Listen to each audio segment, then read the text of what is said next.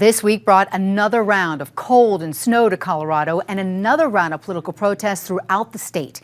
Meanwhile, at the state capitol, lawmakers are now 1/3 of the way through the 75th Colorado General Assembly, and close to 500 items have been introduced so far. We've got some sharp insight into this week's happenings, so let's get started with Colorado Inside Out.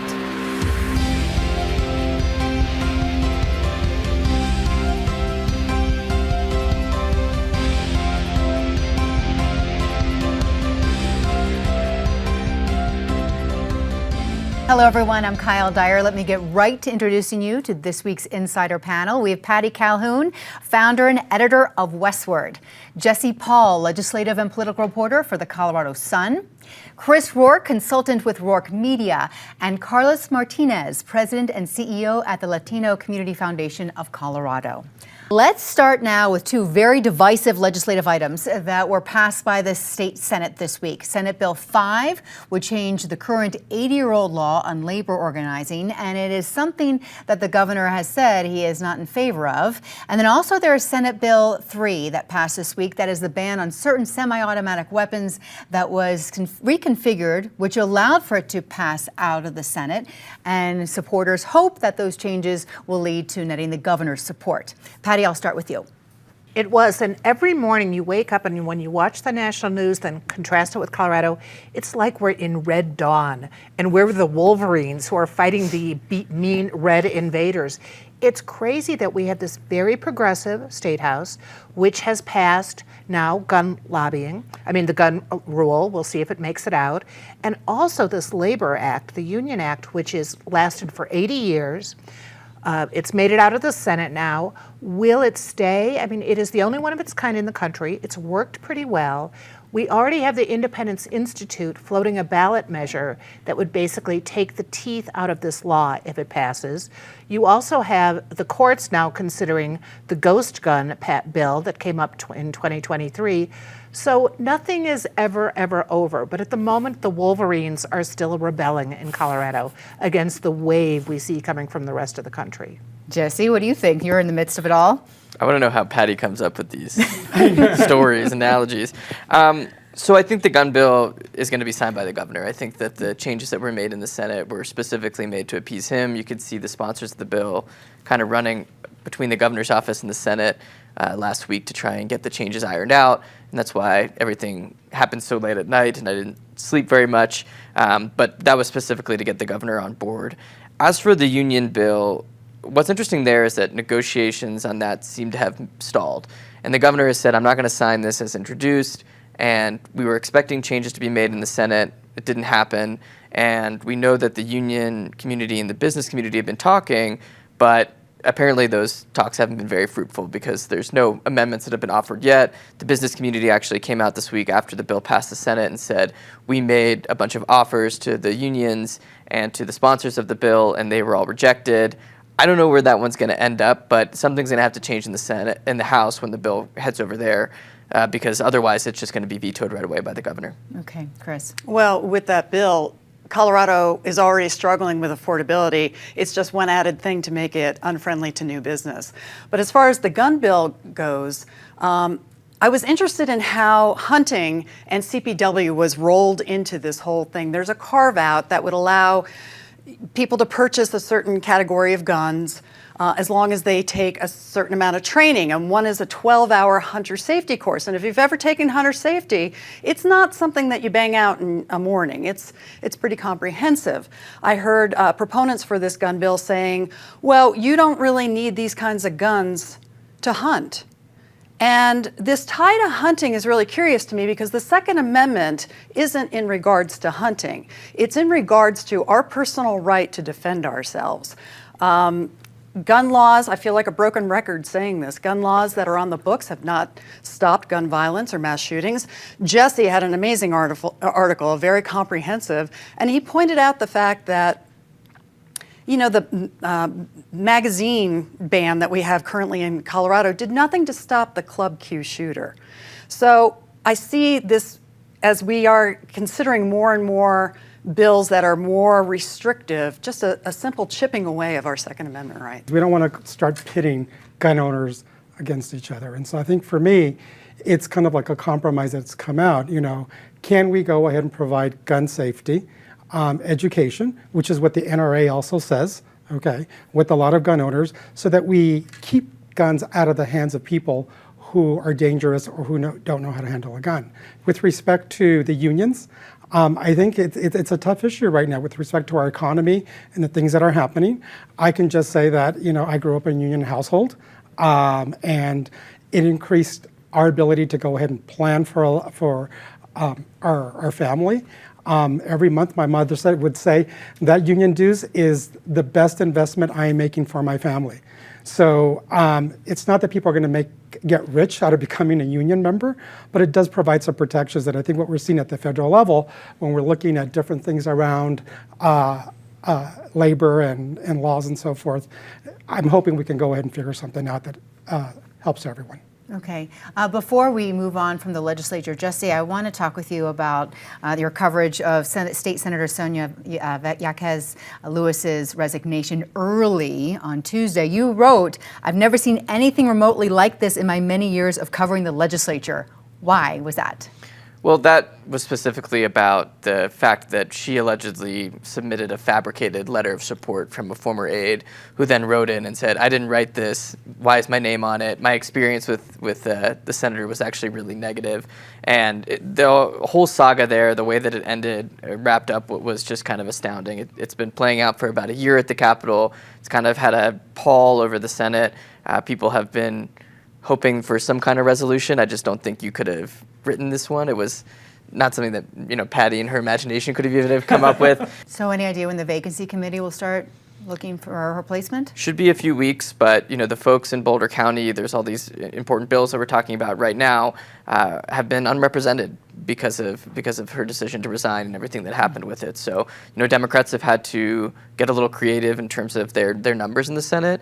Have it being a person down with these kind of big ticket items has definitely complicated things a bit. Okay. Now, on Monday, the legislature was off for the President's Day holiday, but it was not quiet, with thousands of people protesting the new administration outside the Capitol. And there were other protests in other cities, from the Springs to Grand Junction, and even at Rocky Mountain National Park, which was in response to the layoffs of federal workers who manage and care for our land. Jesse, I will start with you. I think what's interesting to see from this is that it seems to be a lot of people who are asking, for Democrats to do more in terms of their pushback. I think most people recognize that Democrats are in the minority in Congress, and so there's not much they can do. They're kind of at the will of the Republicans and the Trump administration to get this done. But what I've heard from voters and what my colleagues have heard from voters is that we wish Democrats were doing more to stand up and push back. I think you've started to see some Democrats in our delegation and across the country try and be more proactive. Diana DeGette held a press conference this week to try and speak out against Medicaid cuts. Jason Crow's doing the same thing. He's holding a town hall, expecting a lot of people out there. And so I think Democrats are trying to highlight, what's going on and at least point out that, there's not much we can do, but we can speak out. Colorado is controlled by Democrats. Congress is controlled by Republicans. And I don't think Donald Trump, a second-term president, cares much about what's happening at the Capitol in Colorado. So I'm not sure that's the most effective way to get through to the folks who are in charge. But at least Democrats seem to be listening and trying to kind of respond and be responsive to those calls. Okay, Chris. Well, I'm not necessarily happy about layoffs on public lands workers. I utilize the public lands. I love our public lands.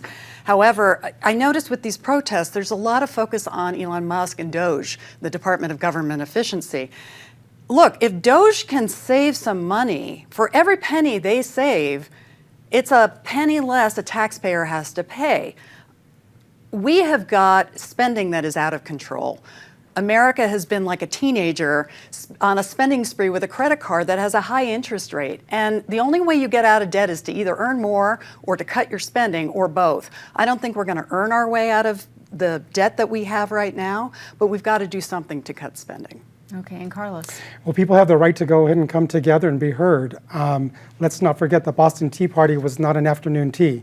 It was a protest that led to our independence of this country. So I think the fact that people are out there and wanting to be heard, I think they have the right to go ahead and do that. And that's the beauty of America. With respect to the Rocky Mountain National Parks, I think, we're having protests there now. I think people are listening and people are concerned, I think more than ever, and wanting to go ahead and show that concern by protesting. And Patty. But the protesters are focusing on Elon Musk, among other things, and with good reason. Yes, we need to make sure that government isn't wasting money and is more economical. But this is like ready, fire, aim. So all of a sudden the employees are gone, and now we're going to figure out what we need to replace. And it would make a little more sense to do some more studying. I'm not talking about long-term, the usual studies, but quicker, just to say, hey, if we lay off the people in the Department of Energy who watch for nuclear waste, it could be a problem, which is what happened last week. If we lay off people who are letting people into Rocky Mountain Park, we could have a problem in Estes Park, just even with traffic jams and nothing happening. So you would like to see a little more thought put into it beyond just looking at the numbers. If you looked at the poll that came out this week from Colorado College, they do an annual poll, and basically everyone polled in 8 states is talking about, we love the outside, we love our lands, we want to support them, we don't want huge cuts. And this is Republicans and Democrats alike. Mm-hmm. Okay, all right. In a week and a half from now, Denver Mayor Mike Johnston heads to Capitol Hill to testify at a congressional hearing regarding the city's immigration policies. And this week, the Denver City Council approved a $2 million contract for legal representation with a former Biden administration White House attorney. Chris, I will start with you on this topic. Yeah, Mike Johnson is going to testify on immigration policy because he was very vocal about how our city was going to push back on federal agents coming in and trying to enforce immigration policy. The city hired Dana Remus, who she was with the Biden administration. In fact, President Biden officiated her wedding. She was with the Biden campaign as general counsel and then went on to be White House counsel. I think she left sometime around the midterm elections in 2022, left the administration. She herself was asked to testify before the House Oversight Committee regarding the handling of classified documents. There was an investigation into whether the Biden administration had mishandled classified documents. It's interesting because $2 million is a lot of money, and would this played out a little differently had Mike Johnston not been as vocal as he was? Another curious part about this is Congresswoman Lauren Boebert and Congressman Gabe Evans, who is new to Congress from the 8th Congressional District in Colorado, both from Colorado, will be there to question Mike Johnston. So be ready for some fireworks. Mm-hmm. Carlos. So I know that Ms. Remus was subpoenaed at a congressional hearing, but I'll be honest with you, I think congressional hearings nowadays are political theatricals. So I'm not paying too much attention to that. I think also that, they've made this a DC issue. I mean, when Mike Johnson and our city council voted on various rights here for immigrants and so forth, that was a local issue. We elected our elected officials to go ahead and be able to put policies and laws together, and that's our local level. You have someone from Kentucky who's now making it a national DC issue, and if we need DC representation because of this now, then I think we need to go ahead and have that DC representation. The cost is a little high, but I think it's been elevated to a DC issue, taken away from here at the local level, and I think we need that representation. Okay, Patty. He doesn't have to bill the full $2 million. I mean, he can stop shorter. And in fact, we can offer some free advice, not even $1,000 an hour right now, that will cut back on that bill. Like, don't wear the Wrangler jacket. We all love it, Mike Johnston, but don't wear it. But remind Congress that the reason there is an immigration problem in this country is largely because Congress has not dealt with the issue and hasn't passed any legislation and has thrown it to mayors of cities to handle this rather than dealing with it federally. So I hope Mike Johnston sticks to his guns on that point. I don't think he needs to bring the Highland Mommies into the conversation, but all those mayors should remind everyone that it's Congress's fault that there is no immigration law that is really working in this country. I'm thinking about this from the political perspective, and I cannot think of a more dangerous situation for Mike Johnston to walk into. I'm thinking about, what happened to, the heads of some universities around the Israel-Gaza protests, and they were forced to resign, became kind of, national conversation points or controversies.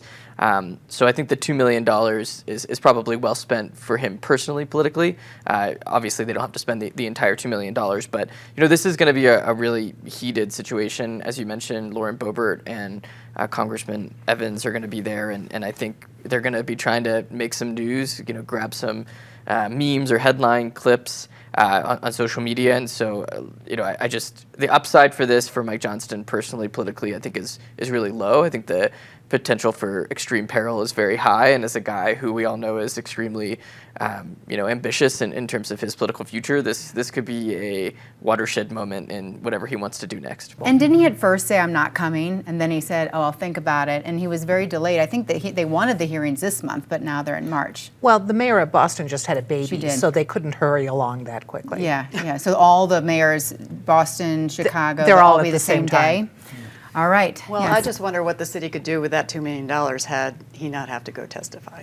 Mayor Johnston is also facing heat from local restaurateurs because they don't feel like they're getting enough attention from the city at a time when they're struggling or closing because of the high cost of food, minimum wage increases, fewer people going out to dinner, and there are also concerns over safety. And it's not just a Denver restaurant issue. So lawmakers in the state capitol are considering a bill that would roll back the increases to minimum wage for tipped workers, which really has more than tripled the labor costs for some restaurants in our state. Carlos, I want to start with you on this. Sure. So I know that the letter came from a lot of restaurants in the downtown area. I love downtown. I live in downtown, and I'm always around downtown. So I think the crime is coming to be under control and so forth. But I think the messaging is not there about the city.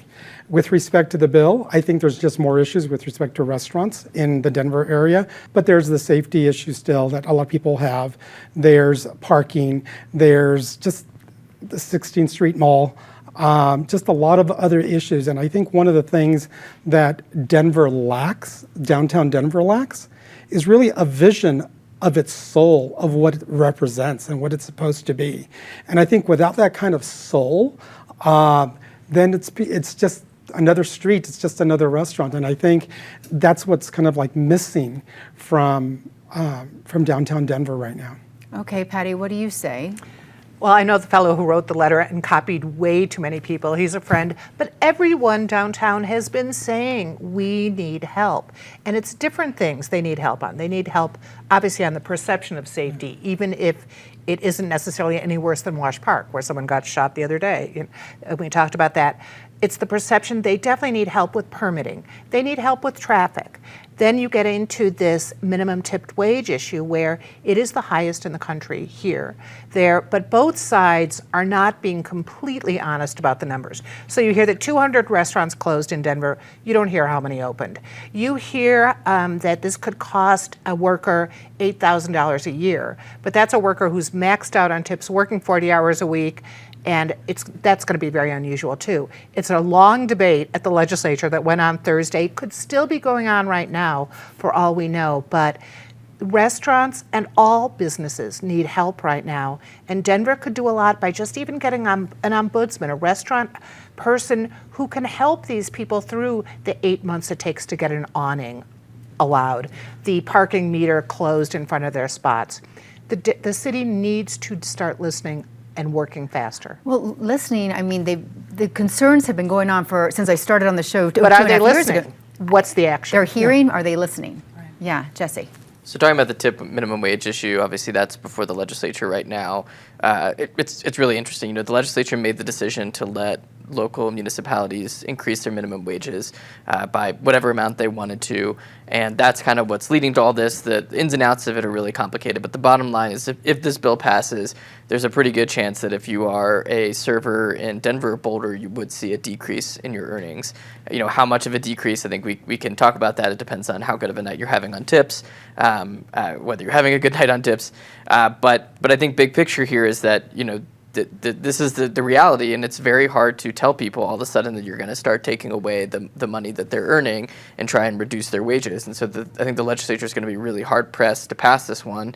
And even though there are some progressive Democrats who support this bill because it is a real issue for restaurants, of course there's a constellation of problems that they're facing right now. This is a big one. I've heard it from folks that I know too. It's hard to put the cat back in the bag, or so to speak. Once you start paying people more money, taking their wages away is not something they're going to take lightly. Mm-hmm. Yeah. It was about a year ago. Troy Gard of Garden Grace opened a new restaurant, and he talked about adding vitality to the downtown area, and that was his part of giving back to the city. I sat with him to do an article on that and wanted to know, what is this mission that you have? Lo and behold, he unleashed on what he thought about the conditions downtown, the policies, everything that affects the restaurant business. He also has a Garden Grace in Houston. He said that with all conditions being the same, the profit that he made in Houston was far above what he made on his Denver restaurant. And there aren't huge profit margins in the restaurant business. Lo and behold, 6 months later, he moved his family to Houston. Now, he still has his restaurants here that will be running and operating, but where your attention goes, energy flows. And I imagine he will be focused on expanding business in Houston rather than Denver. And did you see this week Danielle Durinsky from the Aurora City Council, who announced she's going to run again for City Council, wrote out, hey, Denver restaurants, if you're not happy, come to us. Right. Well, and many of them have opened in the suburbs too. But you notice just this week, the Tappan Burger closed in Sloan's Lake, but Stoney's, which happens to be right down the street from our office, moved right into that place. He goes, didn't want to do work in Denver anymore, but it's going to be fine because it's already ready. So there are things working. Okay, all right. All right, by the way, now is the time to plan ahead and make your reservations to support local restaurants and get some great deals during Denver Restaurant Week, which is starting up on March the 7th. So I got to give a plug for that and for the restaurants. All right, really quickly, before we get to our highs and lows of the week, I want to see if you like any of the names floating around for Denver's new women's professional soccer team. The public has until Wednesday to pick their favorite. And yes, ranked choice voting, which we've talked about at this table, is going to decide the next name for this new team. Okay, so I'm going to go through the list right now. Listen to me. There's Denver FC, Denver Peak FC, FC is for football club, Colorado Summit, Denver Gold, Denver Elevate, and Colorado 14ers. Do any of those jump out to you? What do you think? 14ers. Our office is pro 14ers too. Really, I hate the Elevate. 14ers. I think that's a bad one. I do too. But it's different from everything else. I mean, elevate and all those words are used on so many things. I like the 14ers. And I'm from the mountains, so. What do you think? No? I'm going to write in Denver Blaze. You can do write-ins. Ooh. Yeah. Blaze? Elevate. Marijuana. Elevate. Okay. I like all right. Denver Kickers, really. Kickers. All right. So, sports fans, you have until Wednesday to vote on the new name on the team's website, which is denvernwsl.com. I also have a link on my blog on PBS 12. Now, let's go down the line with each of you mentioning a high and low of the week. We'll start on a low note, so we end on a high, and I will start with Patty. While we're talking about names, let's not rename the 16th Street Mall. It may have problems, but I cannot see that we're going to come up with a single name that will revitalize downtown when it is still, call it 16th Street if you don't like a mall, but just let it go. Why don't we work on improving it rather than changing its name? Okay. Jesse. We talked a little bit about the resignation of Senator Jaquez Lewis, and I think that's got to be the low for the week for me, just in terms of the pressure that put on the legislature and kind of the black eye that it put on the Senate. Okay. There's a bill, House Bill 25-1258, that's going to be in committee. It will modify Colorado Parks and Wildlife's ability to manage wildlife. It's going to change language that says that CPW shall utilize hunting and fishing to manage populations to may authorize. It's a subtle language change, but it will change whether or not hunting and fishing will be the gold standard for managing wildlife. Okay. All right. This weekend I got to go to the 90s exhibit at the History Colorado. I wasn't sure what to expect, but it was an amazing exhibit. And so I really recommend folks, if they have the time, to go ahead and visit it.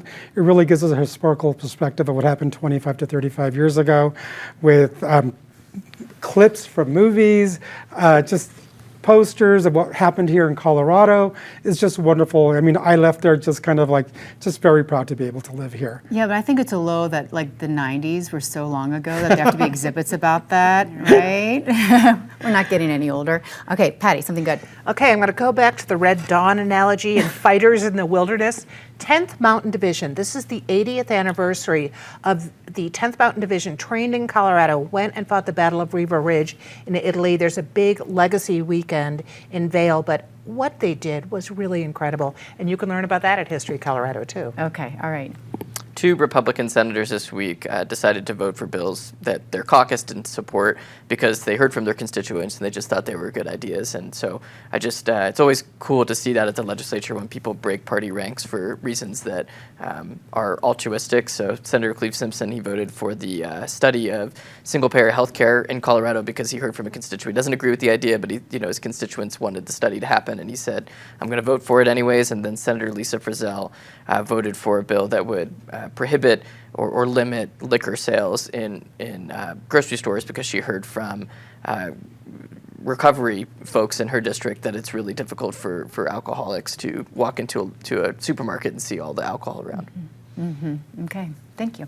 Wow, well, congratulations to the West Elk Wolverines, the Bantam hockey team. They won their President's Day tournament in Colorado Springs. It's difficult for mountain teams to compete with the Front Range. They're going on to the state tournament playoff in a couple of weeks. And oh, by the way, they're coached by my son, Sean Rourke. So a proud mama here. He grew up in that community, going through hockey. Now he's giving back to that community by coaching. Good for them. That's great. Yeah. And I think for me, this past week, I was able to meet with various immigrant rights organizations. And it's wonderful to be able to see all the work that they're doing to go ahead and protect the safety of a lot of our immigrants here in Colorado. Okay, and my high is that PBS 12 turns 45 years old this weekend. This station was created by a group of friends who were local community leaders and activists who really wanted to present a range of viewpoints on local Denver TV. They hosted radio shows back in the 70s, but their first TV broadcast was on February the 22nd of 1980, originating out of a Broomfield garage. Over the years, the station's been called KBDI and CPT 12, Colorado Public TV 12, but in 2020, our name changed to PBS 12, and we were happily nestled into the Five Points neighborhood here on Welton. And today, PBS 12 has a very wide reach across Colorado, and this year, as we're moving into our 45th year, if you hear some noises, we've got balloons. Thank you, panel, so much for joining us this week. There's been a lot to discuss. Thank you all for being engaged with us. Whoa, that was a balloon popping. Tonight, this week, and for the last 45 years, I am Kyle Dyer. I will see you next week here on PBS 12. There we go.